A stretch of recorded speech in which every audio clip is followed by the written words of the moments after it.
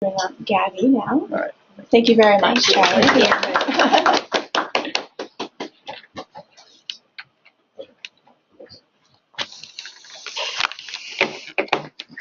Oops.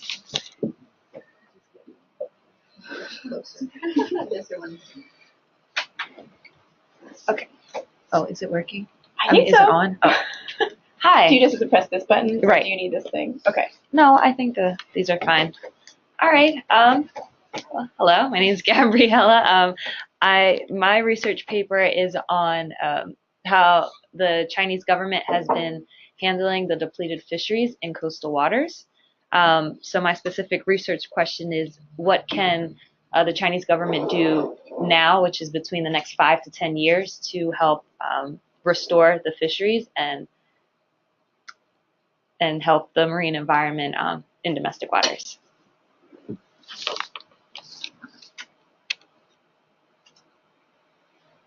So the driving factors that have caused these depleted fisheries is the fish demand, the governmental influence of different structures and laws, and also the economy.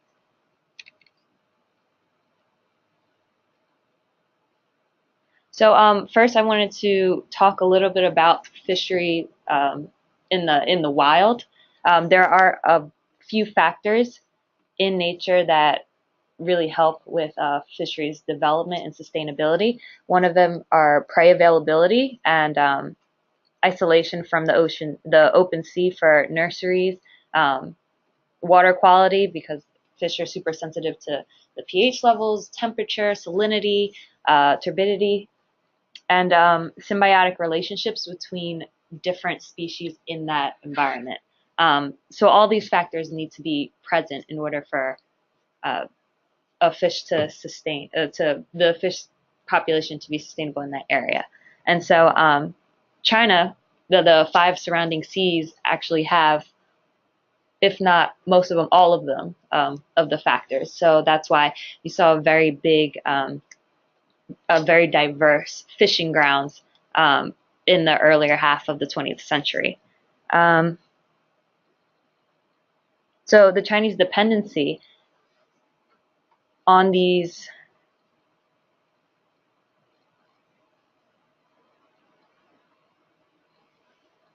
So yes, sorry. The Chinese dependency on this diverse environment kind of started in the 1950s. Farmland, and I'll explain a little bit more in depth, but farmlands were decreasing. They needed a new resource, and so they switched to the oceans. And then since it was basically untouched, you did have local fishermen, but not to the extent of actually full over exploitation. That's when the huge surge of fishing came about.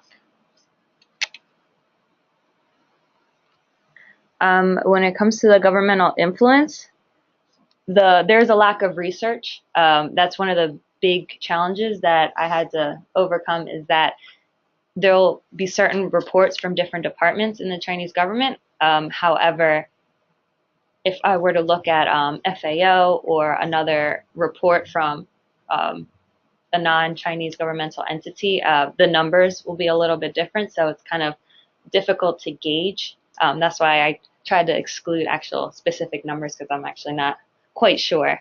But the lack of governmental acknowledgement has contributed to the lack of research. And so if we don't have any scientific data, it's very apparent in the laws that were created to address the fisheries issue. Also, the authority delegation. So the laws and policies that existed prior to the plan that I'll be discussing in a little bit, and including the policy now, they don't really explain who's in charge of what. It has caused a lot of confusion, and as a result, you don't know who's supposed to handle the violations, who's supposed to handle creating what laws for what species, when, and it was very confusing. And as a result, enforcement has been very, very challenging. So yeah, in the 1900s, this is when you see a spike of industrialization, so a lot of development. Moving forward to 1949 is when you saw the huge coastal migration of farmers to coastal areas. Secondary sources kind of suggest that because of the development and then the decrease in farmland, that's when the huge migration and the pressure on the marine environment started. And then in the 1960s, this is when, just a decade later, that's when you started seeing a lot of lesser fish. I'll talk about fishing down the food web phenomenon in a little bit, but you saw the effects of smaller fish or less fish. Um, However, in response to that, instead of putting in limits, it was mostly a focus on fishermen assistance, so fuel subsidies, allowing for smaller nets, prolonged fishing times. So it was more of a economic versus sustainable motives. And then in the 1990s, you see the revolution, and so that was just an even higher spike in fisheries-related activity. It expanded to processing, transportation, and also the sale of fish. Whereas down here was more just the fishing for domestic purposes. And so that really increased. And since the 1990s onward, China has been #1 in seafood consumption in the world.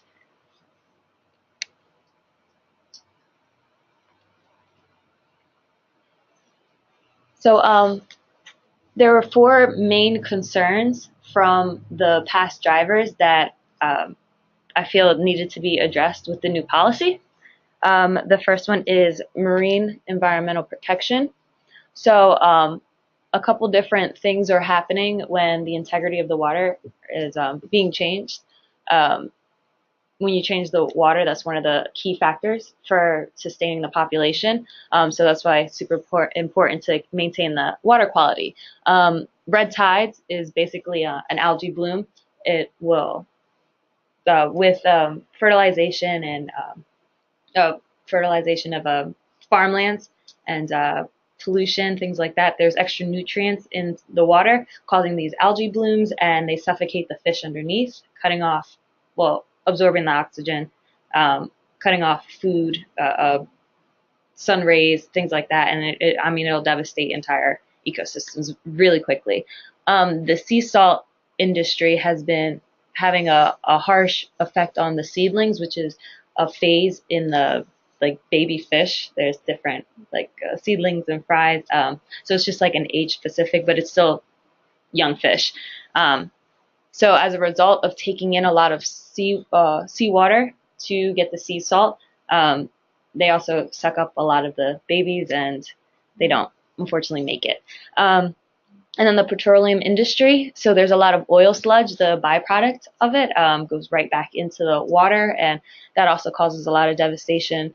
Once you kill the plants with the sludge, any animals that are feeding off of those plants die.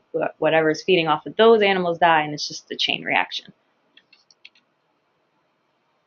So this is fishing down the food web. This is very important with food security, mostly because the Chinese population have developed a dependency on certain species, and they needed a certain size to maintain a certain size of these fish, or else it's not worth putting in so much effort into getting them out, fishing them out. So this phenomenon is basically when you see a natural population, it's just natural checks and balances to the size of the population, the size of the fish themselves, just normal predator-prey, all that. When you start increasing fishing pressures in that area, you can still have a sustainable level, which means that you are taking out enough fish, but leaving enough adults that they can reproduce and maintain a steady population level.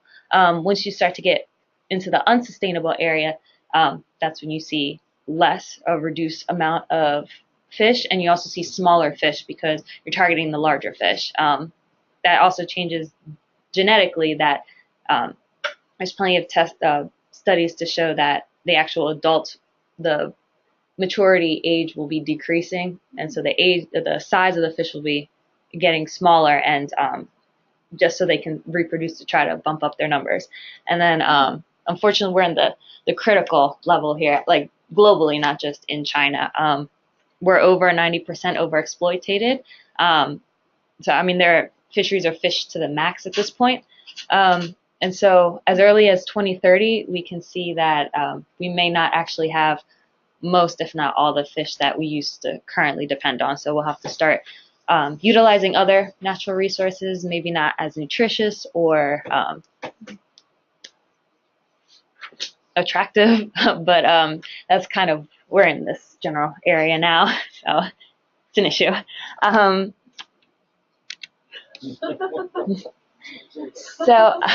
The blue economy, I touched on this a little bit before, the economic dependence on the ocean. So about half of the blue economy has to do with fisheries themselves. Like I said, it was the processing of catching the fish, maybe filleting them, putting them on ice, packaging them up, putting the proper labels, transportation, trans-ocean transportation, and also the sales in China and in other countries as well. And then about 14 million people depend on fishery-related jobs, whether it be the actual fishermen, maintenance workers on vessels, anyone in a factory. So it's a lot of people depend on this, especially with the huge migration to the coastal provinces. This is a very huge issue when it comes to employment in China. So the important players in the policy are private companies, the nonprofits, and coastal communities. So private companies are the ones that are actually going out fishing. For the most part, there's been not as much governmental oversight, especially when they start going overseas and doing overseas investments. That is not within the scope of my paper, so I'll limit to the distant water fishing fleets for another time.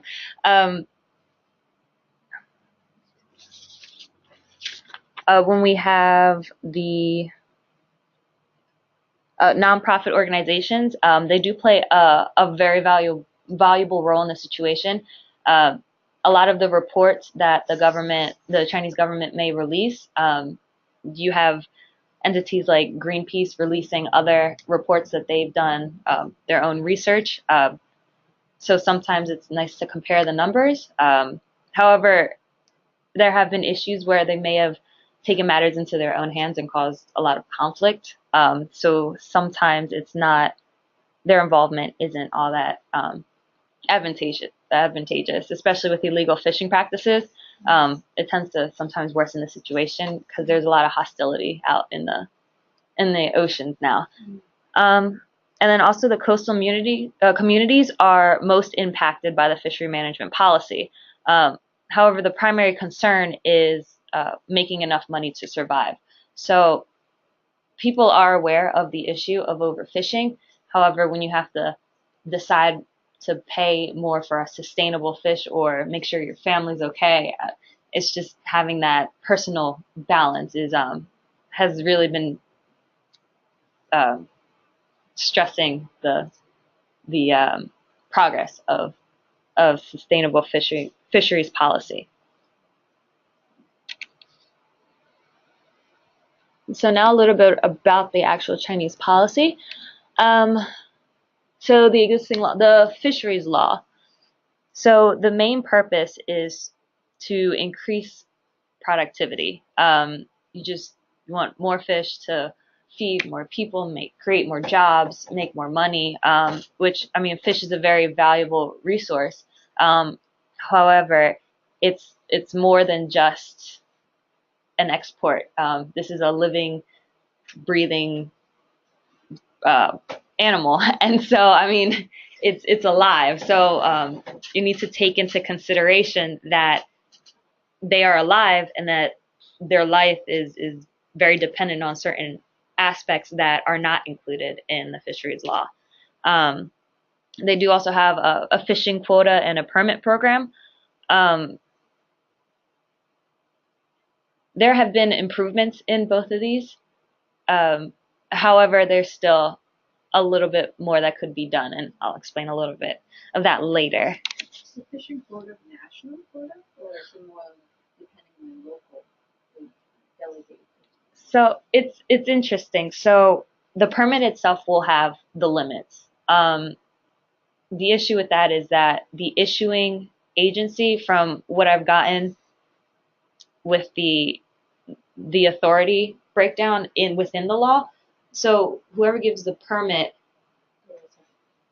they will set the goal.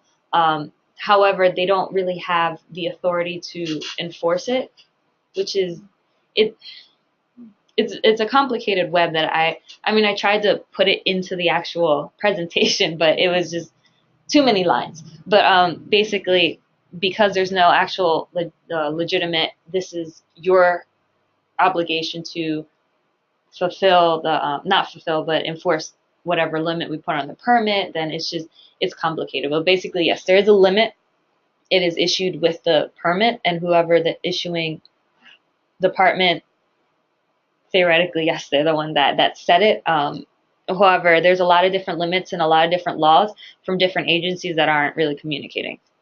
So it gets very complicated, and it is not thoroughly explained within the law. So the 13th five-year plan. So the 12th five-year plan was the first plan to actually acknowledge that the marine environment needed some type of assistance. And so the 13th year plan has, from secondary sources I've read, that had a lot more involvement in the marine environment. Later on, I'll talk about the analysis of the actual policy. But for right now, Chapter 41 deals with the blue economy.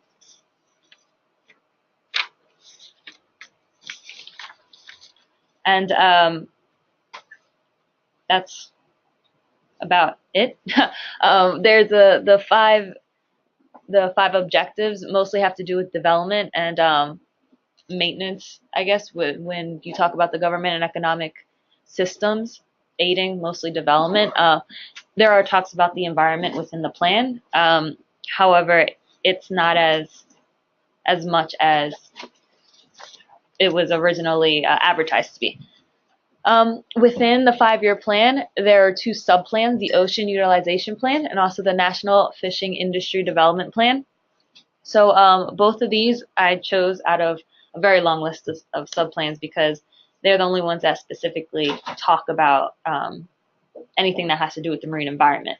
So still pretty broad as to what I was expecting to use, but here we are. So these are it. Okay, so as for the analysis, so the Ocean Utilization Plan it is addressing the issue of water shortages throughout China.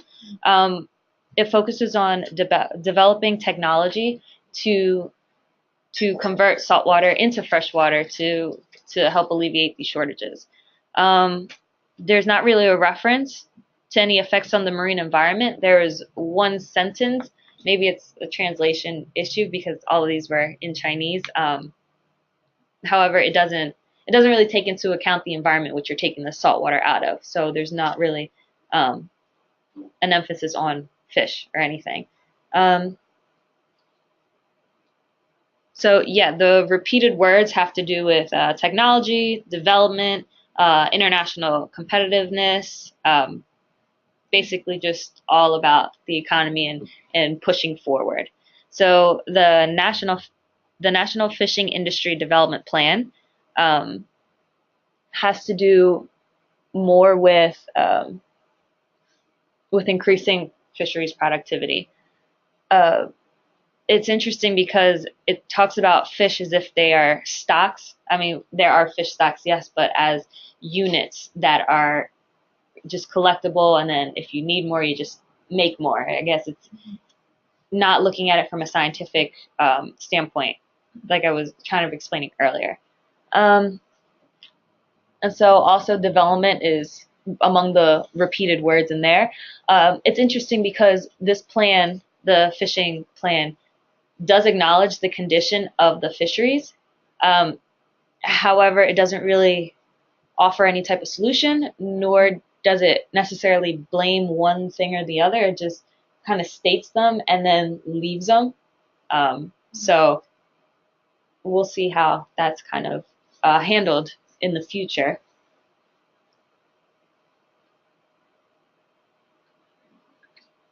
The ambiguities. So, like I was mentioning earlier, that the delegation is not explained very clearly. There also isn't really much research on the resources that are needed for this, how they're going to get that. For example, funding, the workforce, data collection, all these things to incorporate into the laws that that would result from these subplans. There's no mention of that. Also, incentives. I guess from the readings, I assume that the profit gained by following these policies were the profit, but it doesn't really talk the incentive, but doesn't really talk about other purposes for complying. And then also the plans are silent on the fisheries laws, which, I mean, this is an existing. It was created in 1986, and since then has, I think, 4 or 5 amendments. The most recent in 2013. So, I mean, it is a nice legal structure, a guideline to follow, but there's no connection or any cross references to that actual law. The law itself is not perfect, and I was going to go more into depth in the paper, but it's a very short law. There's no definitions, and like I was mentioning earlier, just clarifications on violation enforcement and the permit and things like that could really be advantageous. So some of the recommendations moving forward, this was very challenging to find research on it, especially now since it's new, like it's from 2016 to 2020, and so this is just, I guess, the planning phase of it. We'll see what results from it, but for right now, one of the critiques I had is improving the actual goals. I feel as though from my marine science background, they're a bit unrealistic when it comes to the actual scientific analysis of the fish stocks that you're trying to utilize. For example, the fisheries restoration is, you can achieve it by increasing your productivity. China is actually utilizing aquaculture, which is also a little bit outside the scope of this paper, but that has been helping.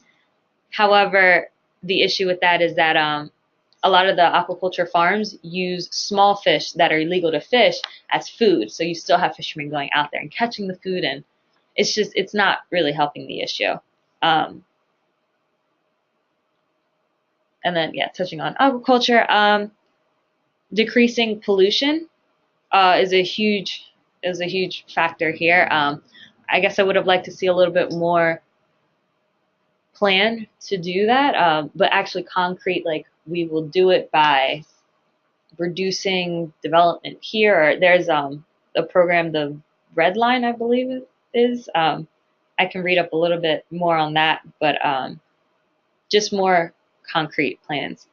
The plan encourages development over environmental sustainability. So even if you were to shut down fisheries or to limit the catch or seasons, just the fact that the pollution is there is still gonna hinder on your progress. There needs to be more adequate legal guidelines to kind of balance out, I guess, the ambiguities. Like I was saying, the fisheries law is a nice framework. Could use a little bit of improvement, but it exists. So to kind of incorporate that a little bit more. The time frames, I feel, are a little bit unrealistic as well. I mean, 5 years to bounce back a fishery. Well, all fisheries is unrealistic in itself because every species has different characteristics about themselves, their life history, that you can't restore all fisheries in a certain amount of time because they may need different times depending on gestation, maturity levels, things like that. And also coordination will be really beneficial for the Chinese fishery structure when it comes to laws, just to make sure that scientific factors and social factors are taken into account when making these laws.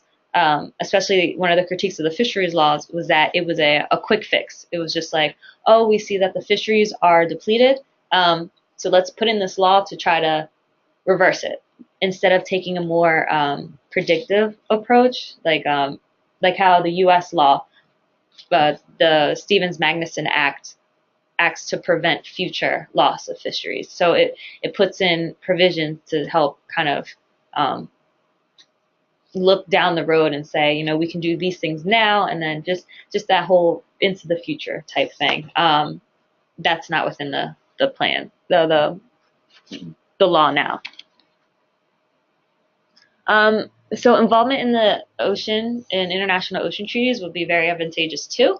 The newest one, I just came across it, so I still need to do a little bit of research on that. But it's more of a voluntary commitment, and it doesn't only have to do with countries; it's entities. So it broadens. So there can be, like for the example, in the U.S., the federal government may not try to get into this ocean treaty. However, state governments could commit to it.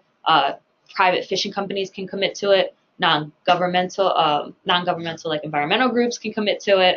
So it's very open, and it's a nice treaty that was recently developed. They have like 14 goals. The majority of them have to do with restoring water quality of the oceans, reducing pollution, but there are a substantial amount of fisheries related goals. So that's really nice to kind of incorporate economics with the whole ocean restoration movement. And then I was going to explain U.S. law, just to give examples, like when I was mentioning about the coordination. The Magnuson-Stevens Act has cross-references to maybe the Endangered Species Act, the Lacey Act. There's just different pieces of legislation that they make sure they don't overlap too much, and if they do, you just reference it to that piece. Whereas in the Chinese structure, there's a lot of overlap at times, or there's just huge gaps, and so to try to coordinate that would be nice. And then Obama had a national ocean policy to try to incorporate more science into fisheries management. So it's a very long policy, and so I haven't gotten through it 100%, but it does set up quite nicely the balance of science, economics, culture, and the environment. So I think that would be a really nice starting point. And that is basically the whole paper. Sorry, I probably left out a lot of details, but yeah. Thanks. A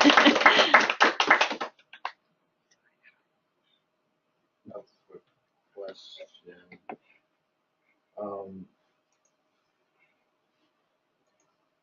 And I don't know if this has anything to do with the paper. Do you ever talk about, does China, and this might be a stupid question too, do they ever import fish from other countries? Yeah, there's a huge report that I was looking at too. That's where I got one of the tables. So yeah, import is still very huge. So they're the leading fish consumer. However, I mean, the 5 surrounding seas, even when it was like at its peak, was not really sustaining China like as a whole.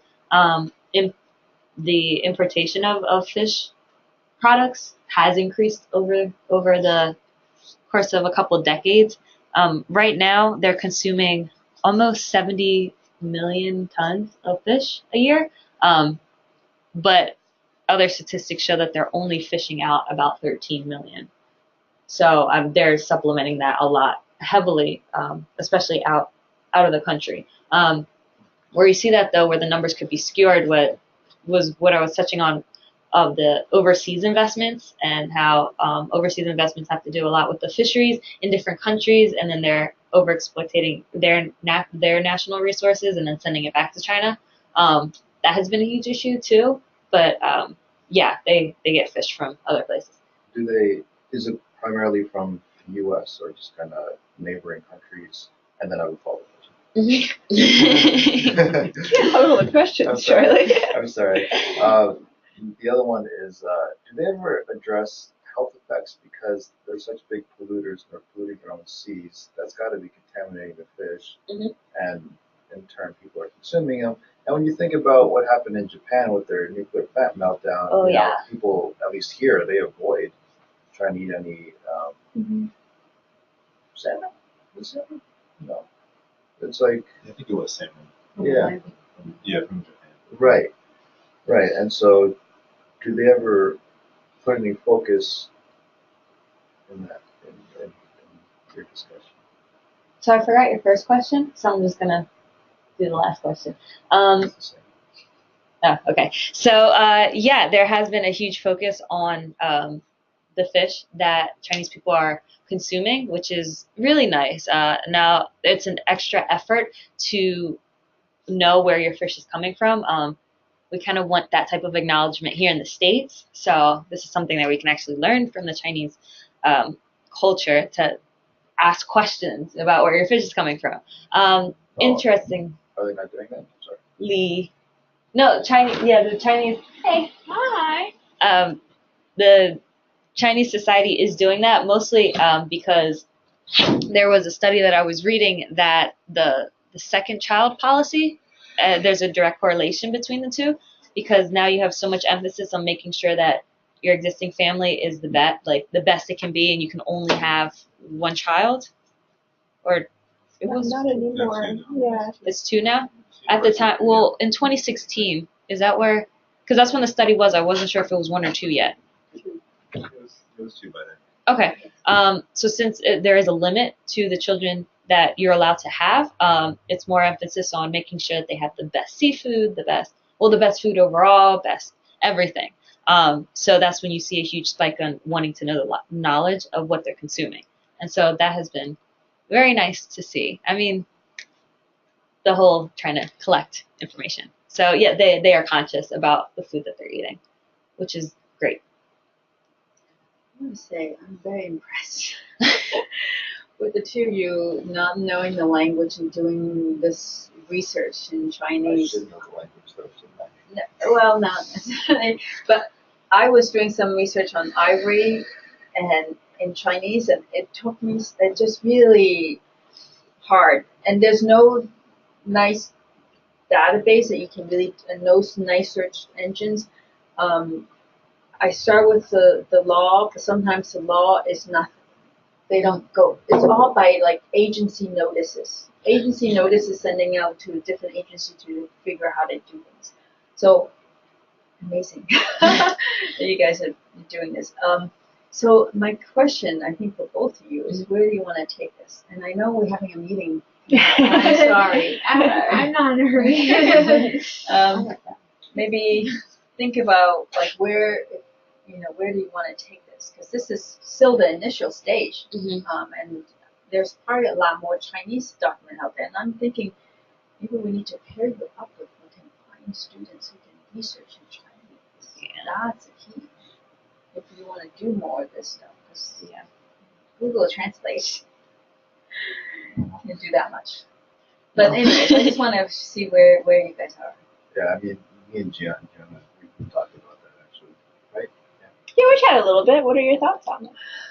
I want to use this as a platform to continue. I was even talking about throughout the time that I'm here, maybe even beyond. I want to still. Part of it's because it's Publish really an article in it. Yeah, that's right. Because it's such interesting research, and partly because it's still developing. Like they're probably in the 1960s and 1970s in terms of their environmental framework, and there's a lot of growth and development. It'd be exciting if we could contribute to that.